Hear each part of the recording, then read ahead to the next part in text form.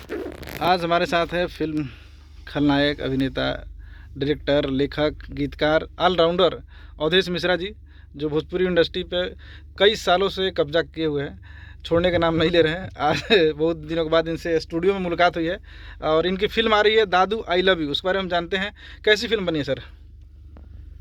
मैंने बोला मेरे दिल के अगर बहुत करीब सिनेमा में अगर देखूँ तो दादू आई लव यू है। और इस फिल्म की तारीफ जितनी करूँ कम ही होगी। मैं इसमें काम किया हूँ इसलिए मेरी तारीफ उतना मायने नहीं रखता है जितना लोगों का अपना नज़रिया जो रखता है। लोग देखेंगे इस सिनेमा को, शायद मैं जितना सोच रहा हूँ उससे ज़्यादा ही बेहतरीन प्रतिक्रिया देंगे। दादू आई लव यू काफ़ी टाइम से चर्चे में थी और अभी 14 तारीख को ही ये ट्रेलर आ रही है। गर्मी बहुत ज़्यादा है, मुझे लगता है बच्चों के स्कूल की छुट्टी भी हो चुकी है या होने वाली है किसी किसी की। क्या पहले से कुछ प्लान था इसी डेट में रिलीज़ करना ट्रेलर को? नहीं, ये तो निर्माता और निर्देशक हमारे मधुसूदन शर्मा जी और जो इंटरटेन रंगीला जो चैनल है, इन दोनों के बीच का अपना कुछ तालमेल होगा जो इस वक्त हो रहा है। बट ये कभी भी ये सिनेमा आया, इसका ट्रेलर रिलीज हो, इसके चंद दिन बाद सिनेमा रिलीज होगा तो लोगों को पसंद आने वाला है। अभी छुट्टी है या क्या है ये तो मैं नहीं जानता। अभी तो आपने बताया कि अभी छुट्टी आने वाली है, मुझे पता भी नहीं है। ये सिनेमा ही ऐसा है। और शायद मुझे लगता है कि सब्जेक्ट ओरिएंटेड फिल्मों में एक ऐसी फिल्म, एक ऐसे विषय पे बनी फिल्म जो अछूती फिल्म है। आज तक इस विषय पे ऐसी फिल्म बनी नहीं पाई है। ये मैं इसलिए कह रहा हूँ कि मैं ज़्यादा तवज्जो देता हूँ सब्जेक्ट को, चाहे मैं खुद डायरेक्ट करूँ, चाहे बाबुल हो, बारात हो या जुगनू कोई भी हो, या अभी जो किया परिंदा। ये एक बहुत ही खूबसूरत फिल्म है जो अंदर तक आपको झकझोर देगा। अदर जी, मैंने भी कई आपके एक दो फिल्में जो रिलीज है मैंने देखा है खुद। बहुत ही अच्छा निर्देशन के साथ साथ कथा पटकथा समाधि बहुत अच्छा आपने बनाया था।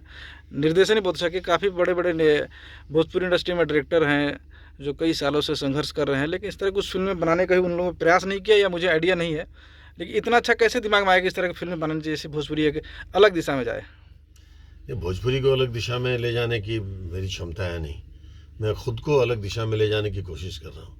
मैं एक अभिनेता के तौर पे आज तक जितनी फिल्म किया, या तो विलन बना या चरित्र अभिनेता बना, बस एक ही तरह के, एक ही ट्रेडिशन में विलन था तो विलन विलन विलन, और कुछ उसमें बहुत चेंजेस नहीं थे। फिर कैरेक्टर आर्टिस्ट में मतलब चरित्र अभिनेता मेहंदी लगा के रखना से मैंने शुरुआत की। तो मेहंदी लगा के रखना, संघर्ष, इस तरह की 4-5 फिल्मों के बाद ये एक ही जैसा है, सैचुरेशन लेवल आ गया कि अब बस उसी तरह के कथानक पे फिल्म बन जब रही से है। आपको मेहंदी ला के रखना बना है तब से आप अलग करेक्टर में हमेशा रहते हैं, मतलब ज़्यादा उम्र के करेक्टर ज़्यादा पसंद करते हैं हाँ, मैं बाल क्या? पे पकड़ लिया। अब आपको लड़कपन पसंद नहीं है? नहीं, मेरे अंदर बच्चा हर क्षण मौजूद होता है और ये बच्चा ही है जो मुझे जिंदा रखा है।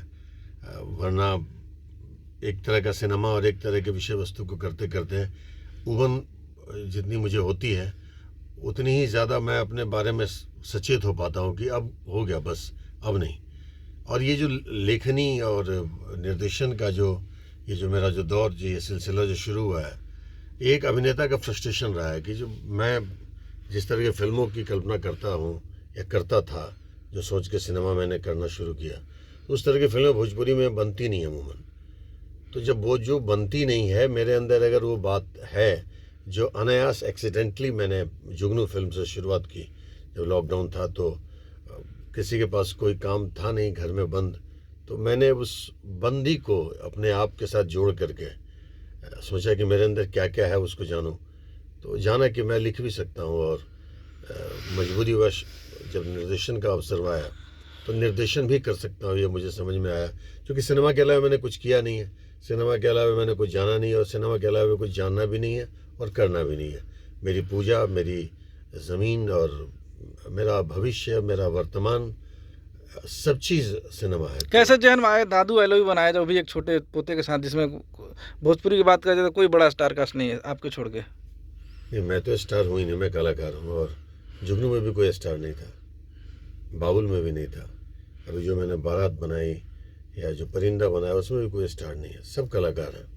और कलाकारों के साथ सिनेमा का जो आनंद आता है ना, बारात में 30 कलाकार हैं और कलाकार है जिसको मैं परफॉर्मर बोल सकता हूँ। एक्टिंग करने वाले लोग मुझे वैसे ही बहुत पसंद नहीं आते हैं।